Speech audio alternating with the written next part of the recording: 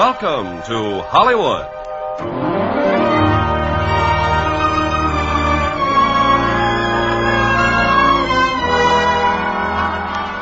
The Armed Forces Radio and Television Service brings you the Hollywood Radio Theater, starring Rock Hudson and Barbara Rush in Great Expectations.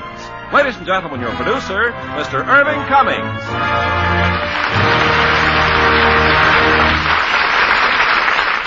Greetings from Hollywood, ladies and gentlemen. This evening, we present these two fine Universal International artists in Charles Dickens' famous story, Great Expectations. Now, Act One of Great Expectations, starring Rock Hudson as Pip and Barbara Rush as Estella.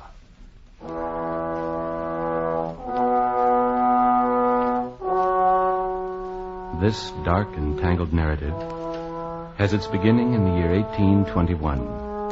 I was 12 years of age, living in the south of England with my sister and her husband.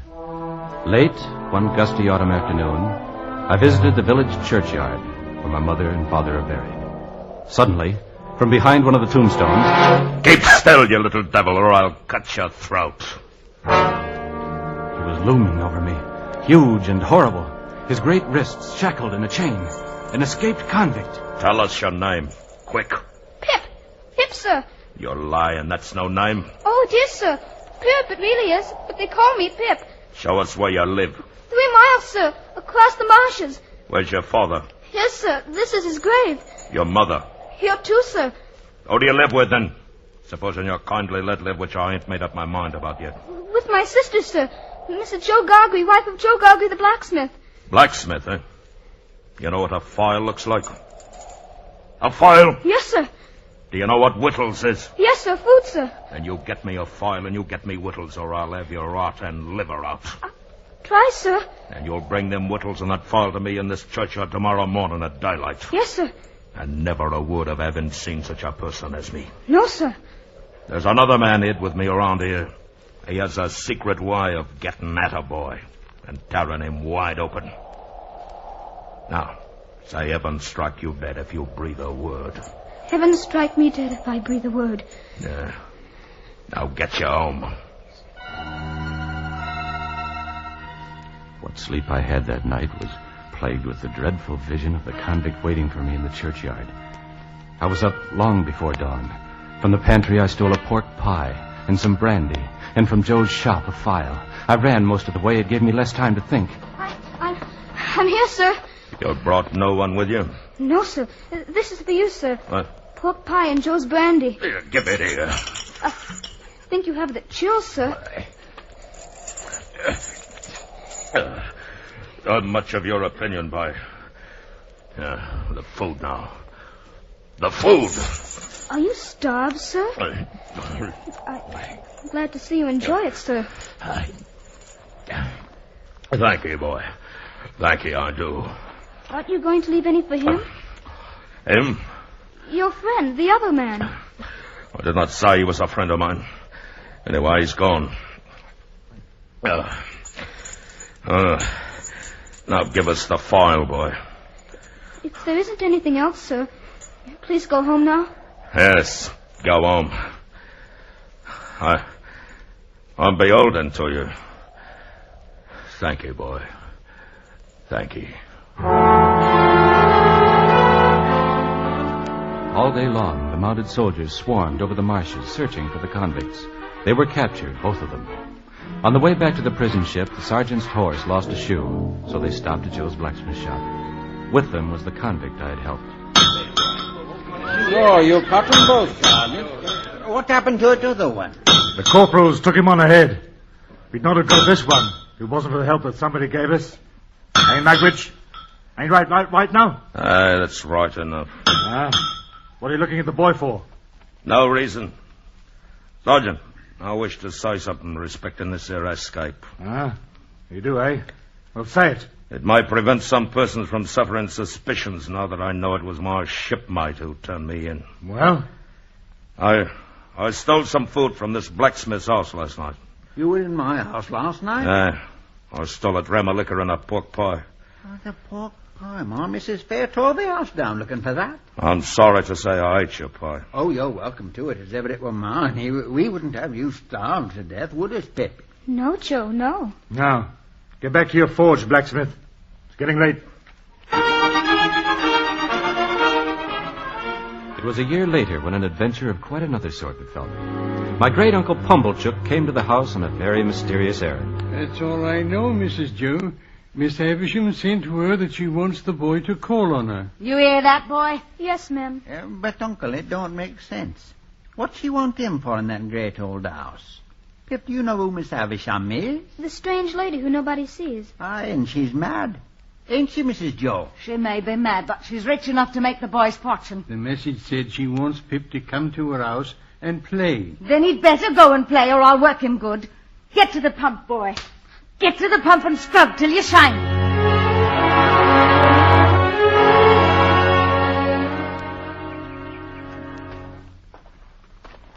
There's a fine big gate, Grandlevy. So ring the bell. Ring it, boy. What name? Pumblechook. Quite right. She's coming. It's a girl. First girl you've ever seen, is it? No, sir. Then restrain your observations, sir, till invited. This is Pip, young lady. So this is Pip, is it? Come in, Pip. Not you. Only him. Eh? Not me. Go away. Come along, boy.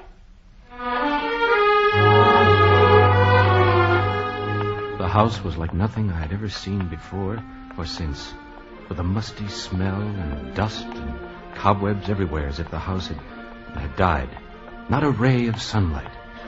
Only the glimmer of a candle in the hand of the little girl and the ring of our footsteps on the stone. This door, boy. Over here. After you, miss. Don't be silly. I'm not going in. Who is it? Who's there? Pip, Mum. Mr. Pumblechook's boy. Come to play. Let me look at you. Well, you aren't afraid of a woman who has never seen the sun since before you were born? No, Miss Havisham. Look at my hand. What do I touch when I put my hand here? Your heart. Broken. My broken heart. Sometimes I have sick fancies, boy. And I have had a fancy that I would like to see someone play. Well, play! Play! Estella, come here, play with this boy. With him, a common laboring boy? Look at his boots. You can break his heart, Estella. Boy, play cards with her. Here. Cards. Deal the cards, boy. Yes, miss. What coarse hands. Sorry, miss. Now look what you've done. You've dropped the cards. Excuse me, I'll pick them up. You stupid, clumsy, laboring boy. She has many hard things to say of you, Pip. Have you nothing to say of her? I think she is very insulting. Anything else? I think she is very pretty. Anything else? I think I should like to go home now. And never see her again? Even though she is so pretty? I'm not sure that I shouldn't like to see her again. But I think I should like to go home now. You shall go home in time. Play the game out.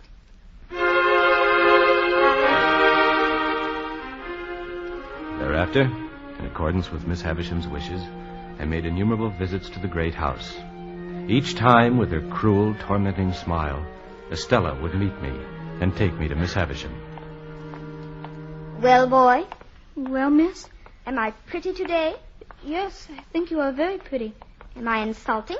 Not so much as Tuesday, miss. Not so much so. Take that, you coarse little monster. What do you think of me now? I won't tell you. Why don't you cry again, you little wretch? You cried the first day, didn't you? I saw you. You went through the gate crying. She'll never cry because of you again. Open the door. Today she's in there. This was one of the many rooms I had never before entered. In the candlelight, I saw an immense table with chairs about and laden with dishes in fine silver. Seated at the head of the table was Miss Havisham. Do you know what that is in the center of the table? No, Mom. A wedding cake. My wedding cake, Pip. Long before you were born, it was placed there. It and I have worn away together. The mice have gnawed at it, Pip, but sharper teeth have gnawed at me. There, boy. Run along now, run along. You'll find Estella in the garden. Estella was not in the garden. A boy was there, a stranger, stripped to the waist. He said Estella had sent for him to fight me and teach me manners. So I fought with him, and cut his eye and sent his nose to bleeding. He was very gracious about it. Well, you've won all right. Fight's over. Can't I help you? I didn't mean to. No, thanks. I'm tip-top. Can't understand how you did it, though. You're leaving? Oh, yes. No point in staying now, is there? Good afternoon, then. Same to you. Boy, Where are you? over here and don't ask. When I call you, come. Yes, miss. You whipped the village boy, I had no wish to fight at all. but you whipped him. So you may kiss me. Thank you. Go home. It's no use. You'll never become a gentleman. I would never be a gentleman any more than I could give up running to Miss Havisham's every time she gave me leave to do so. And each time Estella hovered about, but never again did she tell me I might kiss her. I hate you, boy. I hate you. My admiration of her knew no bounds, and scarcely a night went by without my falling asleep with the image of her lovely face before my eyes. Then came a day when I went to Havisham House with slow feet and heavy heart. Can't come to see you anymore, Miss Havisham. I've heard the news, Pip. Your sister has died. Yes. She treated you miserably. You'll do better without her. But I have to help Joe now, Miss Havisham, at the forge. An apprentice blacksmith? You? Yes, Miss Havisham. Since this is your last visit, here, some golden sovereigns. Thank you. You've earned them well. Thank you. Estella, show the boy out. Goodbye, Miss Havisham. I heard what you told her.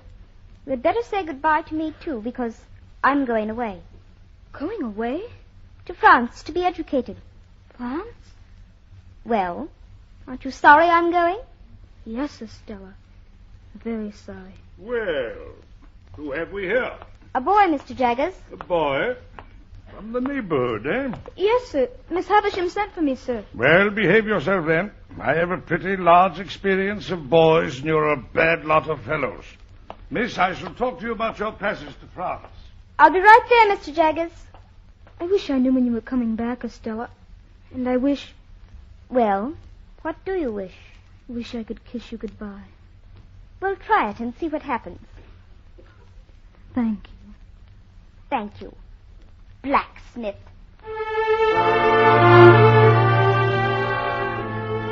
My boyhood had ended, and my life as a blacksmith began. I was happy enough, especially when Joe brought Biddy into our house as the new Mrs. Joe, a trusted friend of both of us and a blessing on the household. In the 6th year of my apprenticeship, I saw Mr. Jaggers again. He came to the cottage asking to see Joe and me alone. So you are the blacksmith, eh? By name Joseph or Joe Gargery? Yes, sir. Have you an apprentice commonly known as Pip? I'm Pip, sir. So you're Pip. My name is Jaggers. I'm a lawyer in London. You'd better close that door. Yes, sir. Now, Joseph Gargery, I am the bearer of an offer to relieve you of this young fellow. You would not object to cancelling his apprenticeship for his own good? You would want nothing for so doing? Oh, heaven forbid that I should want anything for not standing in Pip's way. Oh, he's a fine, good lad, sir. Very well, then. I come now to the young fellow himself. To him I say that he has great expectations. I am instructed to inform him that he will come into a handsome property. Pip! Wait, Joe, wait. Further, it is the desire of the present possessor of that property that he shall be immediately removed from his present sphere and brought up as befits a young gentleman, and that he always bear the name of Pip. If you have any objection, mention it now. I have no objection. I should think not, indeed.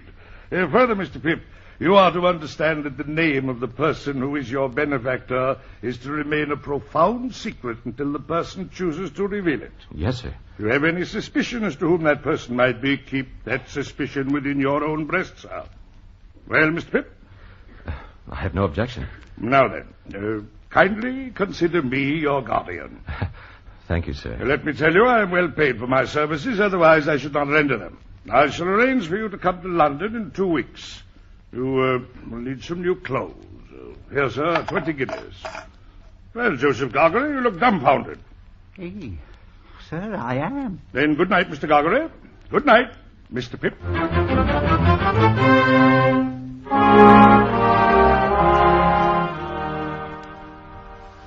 Since I start for London tomorrow, Miss Havisham, I thought you would kindly not mind my taking leave of you. Well, Pip. Well, I must say your new clothes are quite handsome. Miss Havisham, I have come into wonderful good fortune since I saw you. I have seen Mr. Jaggers, Pip. I've heard all about it. Have you had any news from Estella? Oh, yes. Prettier than ever, I dare say. And admired by all who see her. You, too, have a promising career. Be good and deserve it. Yes, Miss Havisham. Thank you, Miss Havisham. Thank you for everything.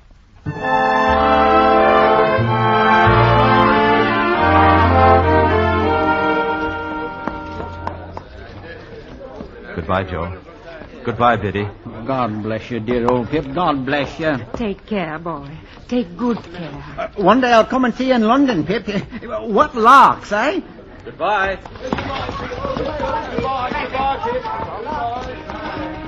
Joe, who's behind all this?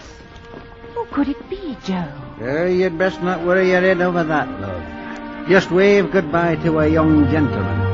A young gentleman of great expectations.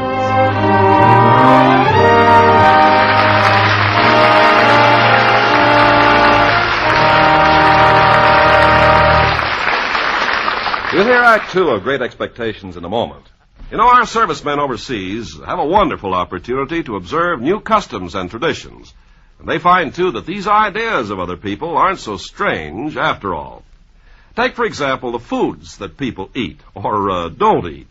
Among many people, the eating of beef or pork is absolutely taboo. Among others, any flesh may be eaten except that from animals with cloved hooves. Some groups will eat fish only if they have scales. Everybody has his favorite food, too, such delicacies as fish heads in Japan, frog's legs in France, or pig's knuckles in Germany. Well, these things might sound strange, but as our servicemen have observed, there are reasons for them. The reasons may be religious, as in the case of not eating pork, or they may be based on dietary rules from the standpoint of health. We have the same thing in our own culture. You like a big stack of hotcakes for breakfast, covered with plenty of melted butter and maple syrup. But your wife finds she can lose a couple of pounds where it counts by eating a half a grapefruit and a cup of black coffee. Then we have our food faddists, the people who advise wheat germ or stone ground flour or a big helping of blackstrap molasses. If it makes them feel better, then that's the right diet for them. You can add to the list the thousands of vegetarians. They get along fine without T-bone steaks.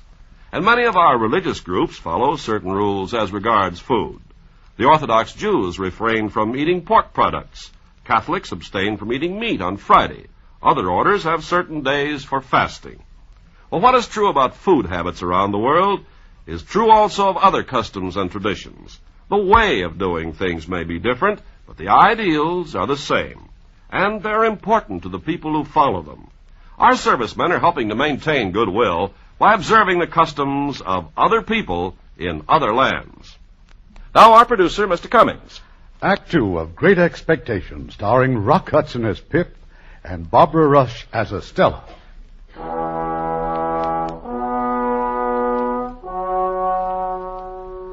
London. The glory and wonder of London. And I was a part of it now. Or rather, soon would be. Upon my arrival, I went at once to the offices of Mr. Jaggers. So you have arrived safely, Mr. Pip. Well, we shall soon settle you. Wemmick, bring the file on Mr. Pip. Yes, sir. You are scrutinizing my office, Mr. Pip. Oh, I beg your pardon, sir. Those clay masks that you see on the wall, they are death masks, Mr. Pip. Deceased clients. I have had the honor, sir, of defending some of the most distinguished criminals of the generation. Yes, sir. Mr. Pip's file, sir? Mr. Pip Wemmick here will conduct you to Barnard's Inn. You will share rooms there with a Mr. Herbert Pocket. Yes, sir. Mr. Pocket will assist in your acquaintance and the manners of London. I take it this is agreeable? Indeed, sir. Next money. Your allowance will be £250 per annum. A very handsome sum of money, too, I think. Undoubtedly, Mr. Jaggers. Of course, you'll go wrong somehow, but that being neither fault nor affair of mine, why spend time talking about it, eh? Goodbye, then, Mr. Pip, and good luck. My rooms in Barnard's Inn were most comfortable, and the young man I shared them with, Herbert Pocket, most amiable. After supper that night, we suddenly found ourselves staring at each other. Why, you're the boy. No, you're the boy. The boy who knocked me down in Miss Havisham's garden. I knew I'd seen you someplace before. Well, then, instead of new friends, we're old friends. If Miss Havisham had taken a liking to me instead of you, suppose I should have been provided for. I might even be engaged to Estella. Herbert, who is Estella? Why, Miss Havisham's ward. Brought up by Miss Havisham to wreak revenge on all the male sex. Wreak revenge? Good heavens, Pip, I thought you knew. Knew what? Oh, dear me. Anyway, some 20 years ago, Miss Havisham fell passionately in love with a stranger. The marriage was arranged, the wedding date was set, and the day of the marriage arrived, but not the bridegroom. Instead, he sent a note and bade her farewell. Miss Havisham fell immediately ill. And when she recovered, if ever she did, she laid the whole place waste, as you have seen it, and has never since looked upon the light of day. But when did she adopt Estella? I don't know. You know as much about Estella as I do.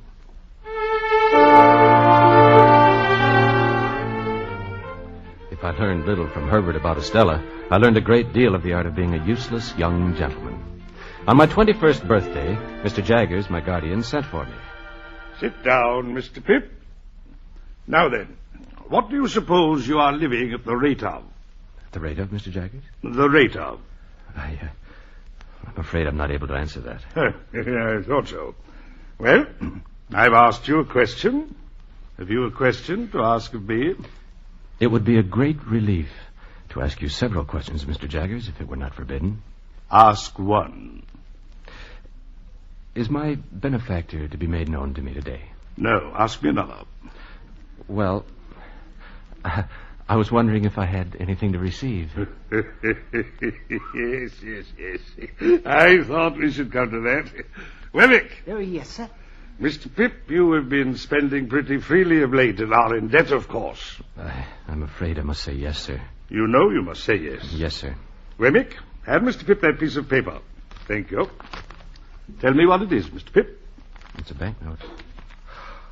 A banknote for £500. And at the rate of that handsome sum per annum, and at no higher rate, you are to live until your benefactor appears. Will it still be years hence, Mr. Jaggers? I cannot answer that. Good afternoon, Mr. Pip.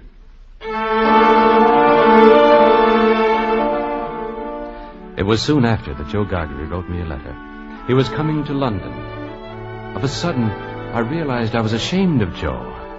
In trying to become a gentleman, I had succeeded only in becoming a snob. Pip, look, Pip, I've been here all day, sir, and Joe, how can you call me sir? You treated me fine, sir, but Pip, I don't belong here. I wouldn't have come except Miss Havisham sent me. Miss Havisham? Would you tell Mr. Pip, she says, that I wish to see him for have something to disclose to him. Well, I've now concluded, sir, and Pip. You're going, Joe? Pip, old chap, you and me's not two figures to be seen together in London. I'm wrong away from it, Forge. You may stay the night if you wish. No. God bless you, dear old Pip, old chap. God bless you. The next day, I presented myself once again at Havisham House. Pip, come in, Pip. How good to see you. How do you do, Miss Havisham? Well, have you no eyes but for me? Look about you. Estella. Good afternoon, Pip. What a wonderful surprise and pleasure. You will both have a lot to say to each other. Go out in the garden, both of you.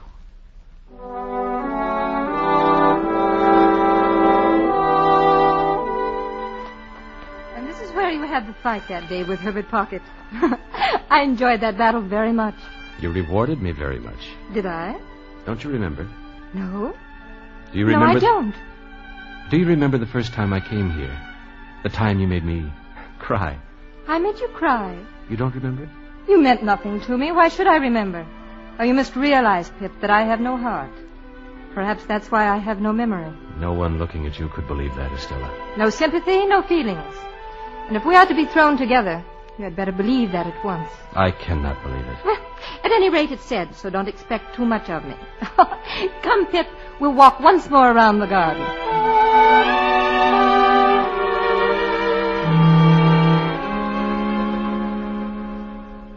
Is she beautiful, Pip?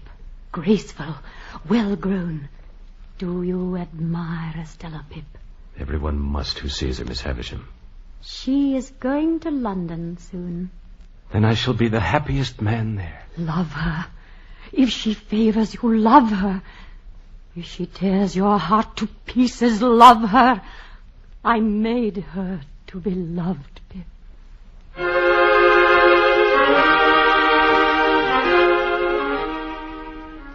I called briefly upon Joe and Biddy and returned to London. A week later, it was my unbounded pleasure to extend my arm to Estella as she stepped off the coach from Surrey. We sat and talked in a nearby coffee house. But what do you mean, Estella? You are not staying in London? I mean that I shall be staying in Richmond. Oh, praise heaven, only 10 miles from here. But why Richmond?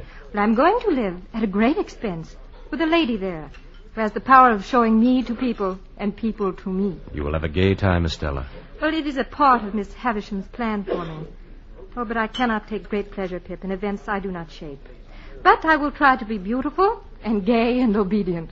Will you always be a part of Miss Havisham's plan? And do you thrive with Mr. Pocket, Pip? Stella, I asked if you will always be a part. And I ask, do you thrive with Mr. Pocket?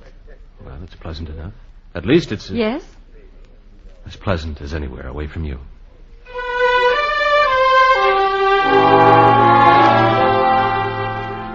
With Estella so near London, I was able to see her often in the months that followed. But I was only one of the many admirers.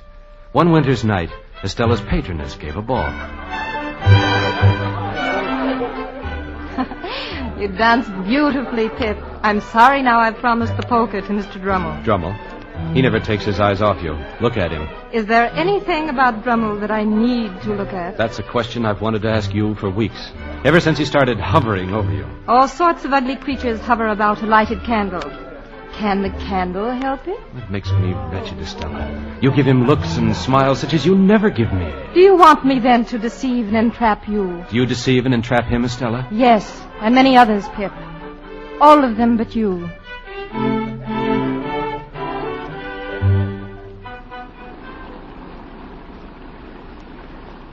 Late that same night, I went back to London.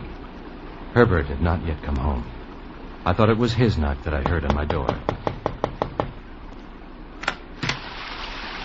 But when I opened the door, an old man stood before me, his long white hair and his black cloak dripping with rain. Mr. Pip? Aye, Mr. Pip. What's your business here? I'd like to sit down first. It's disappointing to a man after having come so far. I don't know what you mean, sir. Wait. Is there anyone else about? Why do you ask that? You're a gayman, Pip. I'm glad you growed up to be a gayman. There's no one here. Look at me. Who am I? Well, how do I know who you... The churchyard. The convict I gave food to. Aye. You acted noble, Pip, and I never forgot it. Never. There was no need for you to come here to thank me. I wanted to see you again. If I spoke harshly to you just now, I'm sorry.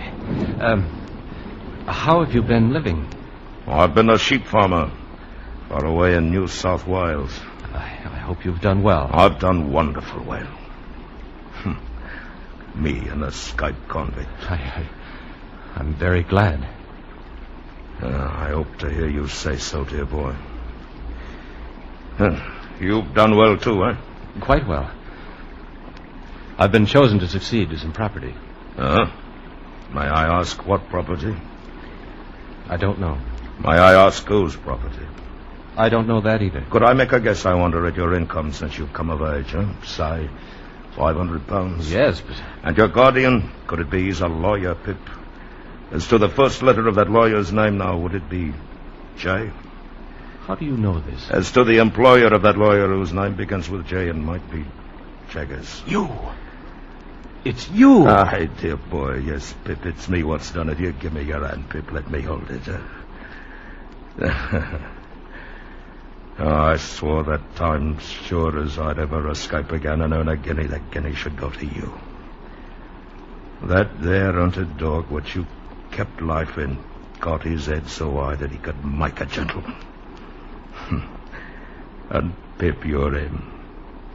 Didn't you ever think it might be me? No, never. No one else. Oh, Miss Havisham, perhaps. No one else, dear boy. Single-handed. Your second father, Pip. Me.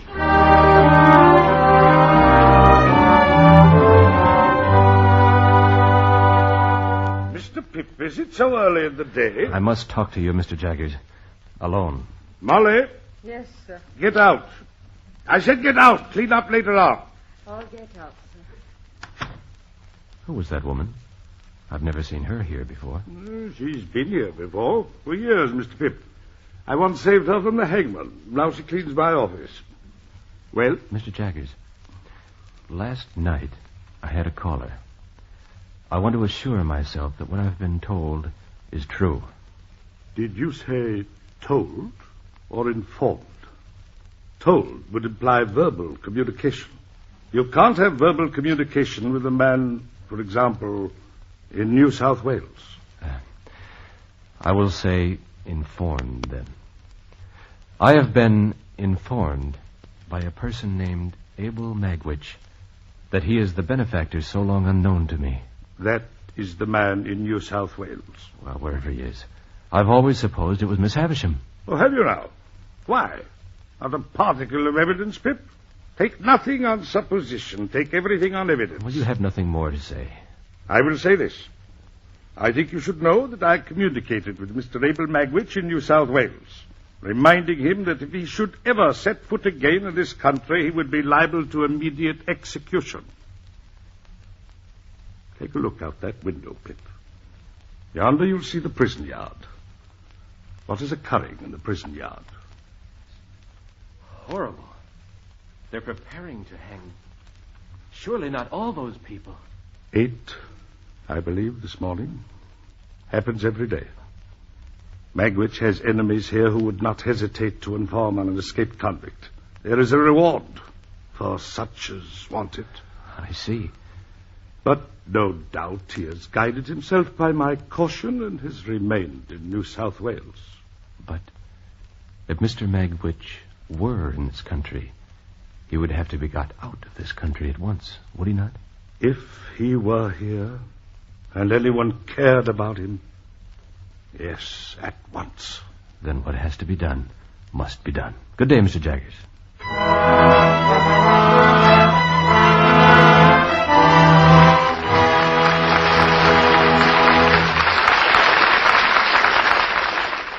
You probably remember when the waves of the North Sea burst through Holland's dikes and turned the little country into a land of terror.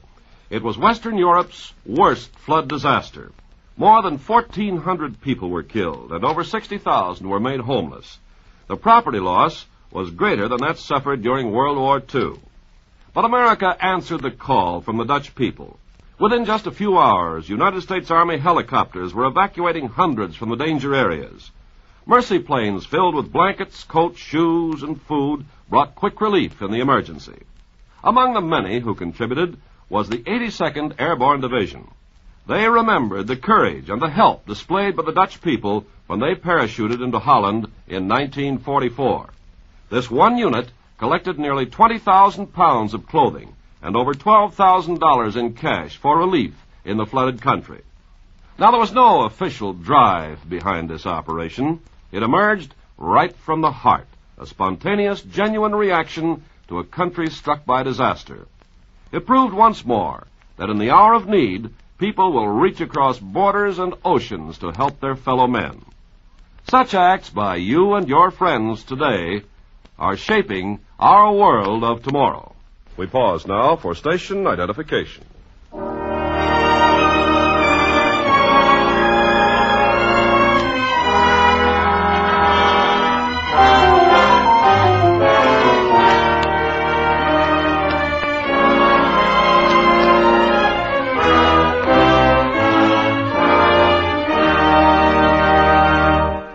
curtain rises on Act 3 of Great Expectations, starring Rock Hudson as Pip and Barbara Rush as Estella.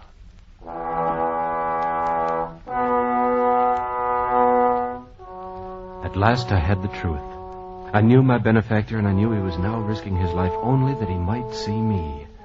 I had but one course to follow. Somehow I must get Abel Magwitch out of England and remain at his side as long as he lived. With one man only did I share the secret, Herbert Pocket. Leaving him to share Mr. Magwitch, I sought Estella. I found her at Havisham House. We have company, Miss Havisham. Look. Pip! And what brings you here, Mr. Pip, so glumly? I have found out who my benefactor is, Miss Havisham. I am as unhappy as ever you could have wished me to be. Well, who is he? It is not for me to say. Well, then. When Mr. Jaggers... Mr. Jaggers had nothing to do with it. His being my lawyer and the lawyer of your patron is coincidence. Yet for all this time, you've led me on. Yes, I led you on. Was that kind? Who am I, for heaven's sake, that I should be kind? What little more I have to say is for Estella. I would have spoken sooner, Estella, but I believed that Miss Havisham meant us for one another. I felt I could not tell you my real feelings, while you were not free to choose for yourself. But now that I am going away, I can speak. I have loved you, Estella, since I first came into this house. And I have warned you not to love me. But you would not be warned. Is it true that Bentley Drummle is here in Surrey pursuing you? Quite true. And that you encourage him to do so? Quite true. You cannot fling yourself at such a man. Should I fling myself at you, Pip? Who would sense at once that I can bring nothing to you? But you can't love him, Estella. Well, I am going to marry him. Oh, Pip, don't be afraid of my being a blessing to him. I shall not be that. Here is my hand. Let us part on that. You'll get me out of your thoughts in a week. Goodbye, Pip. Let her go, Pip. What have I done? What have I done? I had not reached the gate of Havisham House when a frightful scream sent me rushing back. I heard a window shatter and saw a sheet of angry flame, and the terrified face of Miss Havisham as the fire enveloped her. I dashed to the room and carried her out and went back a second time to smother the flames. A falling candle must have started the fire. But Miss Havisham could not say. Miss Havisham was dead. When I returned to London, I was summoned immediately by Mr. Jaggers. I had you come to my house for good reason, Mr. Pip. How do things fare at Barnard's Inn? Why do you ask? Because I have just got word that an old enemy of a certain convict knows of his presence here in London. I have been watched. I also heard that you are being watched. I? And might be watched again. So I advised a certain Mr. Herbert Pocket to get a certain individual out of the way while you are out of the way. Where are they? I shall take you there tonight. That night I joined them, Mr. Magwitch and our faithful friend Herbert Pocket. They were near Gravesend, hiding away in an obscure lodging house on the Thames River. It was here that we planned our escape. Twice a week, a packet boat left Gravesend Pier and crossed the Channel into France. If someone was watching us, he'd be at that pier. We had to find some other way of boarding the packet boat. Far down the river was a buoy. Here we observed a boat could always stop to drop the river pilot, and on occasion to take on more passengers. That was where we would have to go aboard. Daily, Herbert and I went rowing in the river, becoming familiar figures to any who might otherwise suspect us. At last came the day we had waited for. But with it, stormy winds and heavy rain. 6 o'clock. Still have time if the storm let up. How does it look from the window, Pip? Black as ever. The river's too rough. That sea'd swamp us before we could... What is it, boy? On the beach. 2 men on horseback. They're looking at this house. They're taking notes. No, stay where you are. Police? I can't say. I think so. Wait. They're going now. They're walking their horses. This way? No, toward town. They can't be too sure of themselves they'd go at a gallop. Storm or no storm, get ready, sir. We're rowing out this morning.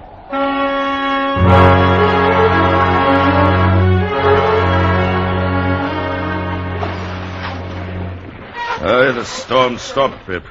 Our luck's with us. Once we locate the buoy, we'll be all right. No, Pip. Right oar, man. Right oar. Tell me something, Mr. Magwitch. What, dear boy? What I did for you as a child was such a small matter. Why have you done so much for me? I had a child of my own once, Pip. The little girl who I loved and lost. What happened to her? I don't know. But when on those lone, shivering marshes a boy was kind to a half-starved convict, that boy took the place of the child he'd lost. There's the buoy, Pip. Straight ahead. We've made it. There's another boat already there. A dory. Hold your oars, Herbert. Sighted us, Pip. Who could it be? We'll not wait to find out. Swing around. Don't answer.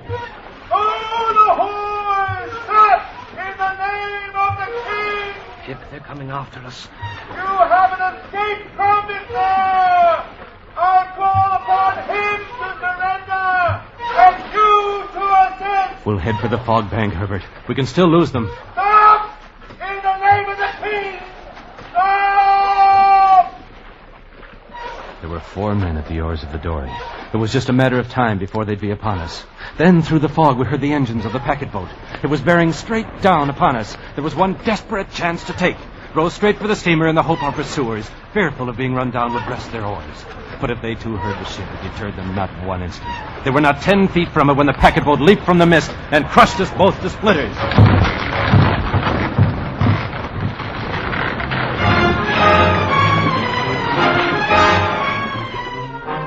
The next I knew, we were aboard the steamer. Mr. Magwitch was lying on the deck. His wrists, once again, bound by chains. They're taking us back, Pip. I'll never forgive myself for this. I'm all right. I'm content to have seen my boy and took my chance. Jaggers will help you, sir. Don't worry. Jaggers will get you off all right.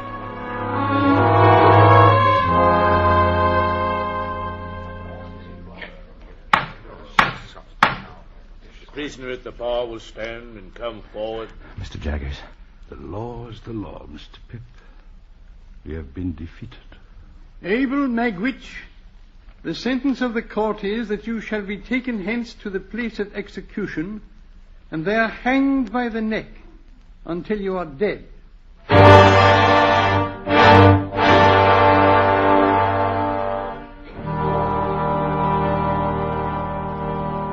I've just come from the warden, Pip. He'll be hanged day after tomorrow. There's nothing we can do. Nothing. But he may cheat the hangman yet. The old man is quite ill, Pip. I know. You realize, of course, that you will no longer inherit his fortune. That becomes the claim of the crown. The money isn't no interest to me. If you had been a blood relation, it might have been different. But it is not different. You mean, if he had a child, the money might go to the child? The money might go to the child. There was a child, Mr. Jaggers. I know there was. And what is more, you know it too. Pip, sit down. I'm going to put a case to you. Put the case that a woman is charged with a murder. Put the case that this woman has a child whose father is a convict. Go on. Now put the case that this woman's legal advisor knows an eccentric and very rich lady who is about to adopt a little girl. You understand, Mr. Pip? No admissions, but do you understand? I understand, but I can hardly believe it. Ring that bell. Observe who comes in. Yes, sir. Some fresh water in the basin, Molly. I shall wash before dining. Yes, sir. Well, Pip, would you hazard a statement? If I am in my right mind, if that woman you call Molly is Estella's mother, then this legal advisor you mentioned will have a lot to answer for. Now, put the case of this legal advisor, who has often seen children tried at the criminal bar. Put the case that he's known them to be habitually imprisoned, whipped and cast out, qualified in all ways for the hangman and growing up to be hanged. Put the case that here was one pretty little child out of all that miserable heap that could be saved. Put that last case to yourself very carefully. I do, Mr. Jaggers. Did the legal advisor do right? He did right. Does Estella know? You mean, does the little girl know? No, she does not know. She must never be told. As to her claim to her father's property, the legal advisor must use his own judgment. which he is in the process of arriving at and will, in due course of time, use. Meanwhile, you will find the child's father in the prison infirmary.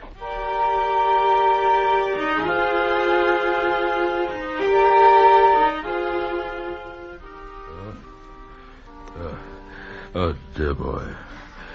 Oh, I thought you wasn't coming. Yet somehow I knew that you would. I've been waiting permission from the warden. Oh, God bless you, Pip. You've never deserted me.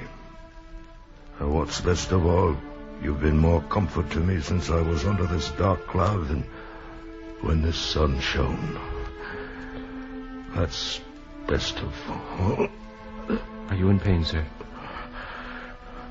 I don't complain of none, dear boy.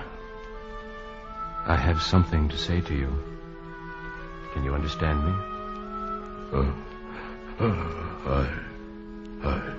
You had a child once whom you loved and lost. She lived, sir. What? She is a lady now and very beautiful. And I love her. What? Oh, Pip. You're on, Pip. You're on. Mr. Magwitch. Mr. Magwitch. Be merciful to him, O Lord. Be merciful.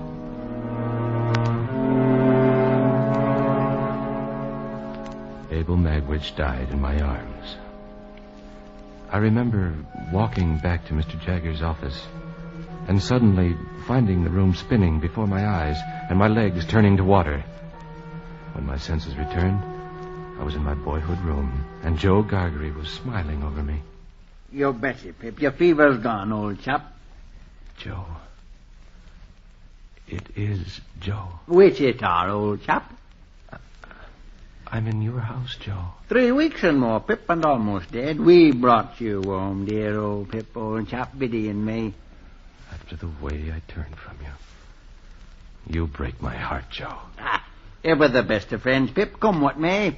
Soon you'll be well again, and then, coo, what larks, eh? Biddy. Right here, Pip, dear.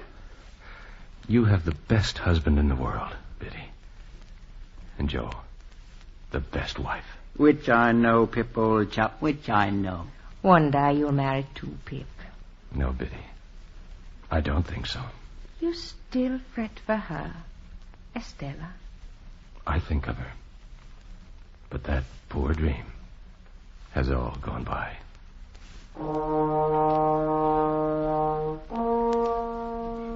Has all gone by. I knew as I said these words that I intended to visit the great old house the first day I could get on my feet. When that day came, and I walked through the dark corridors, they were filled with echoes of years gone by. What name? Pumblechook. Quite right. Sometimes I have sick fancies. I would like to see someone play. Don't loiter, boy. You can break his heart. A coarse, common, laboring boy. I hate you. I hate you.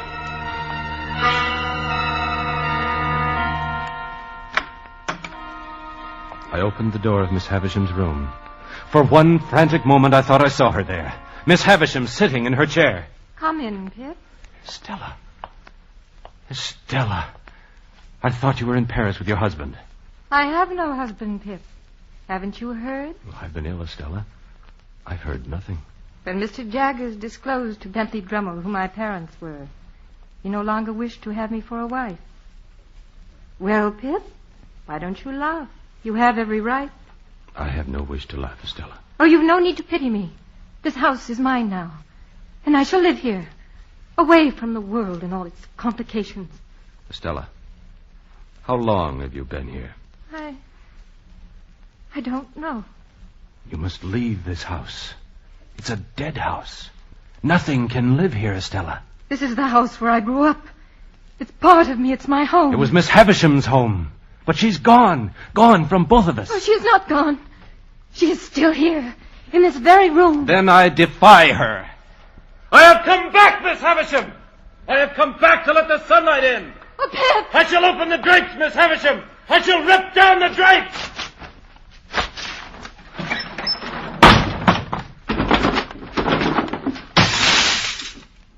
There is sunshine in your house again, Miss Havisham. The sunlight is streaming through.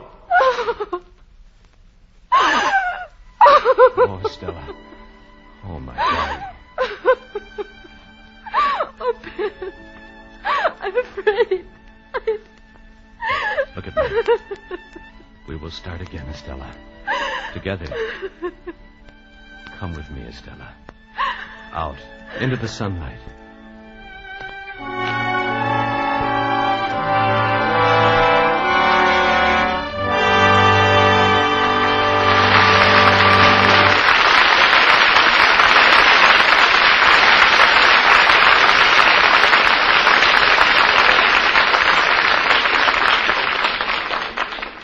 In a moment, our stars will return. There's a thought for you to keep in mind, as many another American has.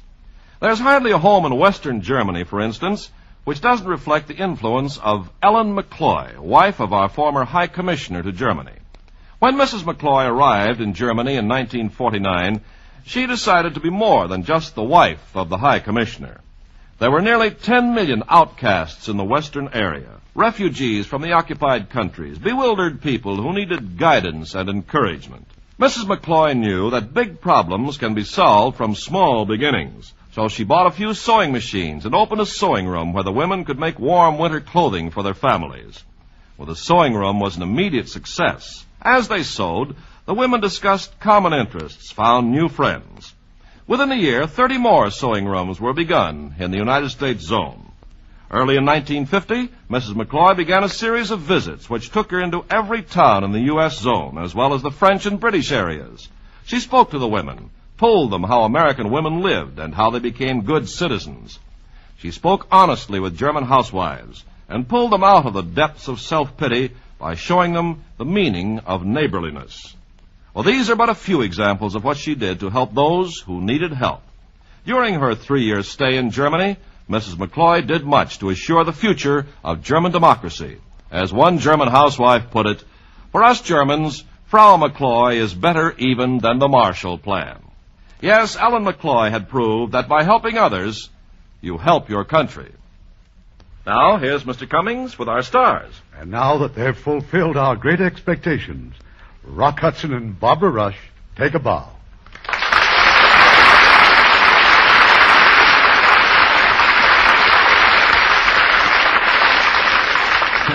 We certainly enjoyed doing the show, Mr. Cummings. Next week, Arlene Dahl on the Radio Theater, co-starring with that brilliant newcomer, Richard Burton. And as our play, we have chosen one of the great love stories of all time, 20th Century Fox's impressive drama of the star-crossed lovers, David and Bathsheba. And that's one I won't miss. Good night. Good night. Good night. It was wonderful seeing you again.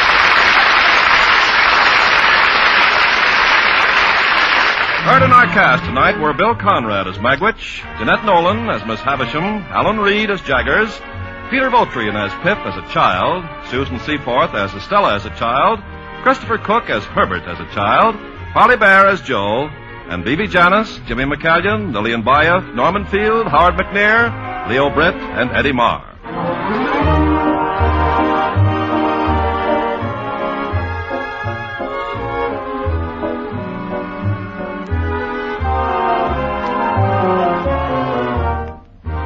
Hollywood Radio Theater is produced by Irving Cummings. Our orchestra is directed by Rudy Schrager.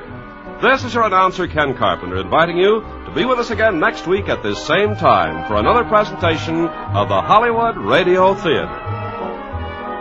This is the United States Armed Forces Radio and Television Service.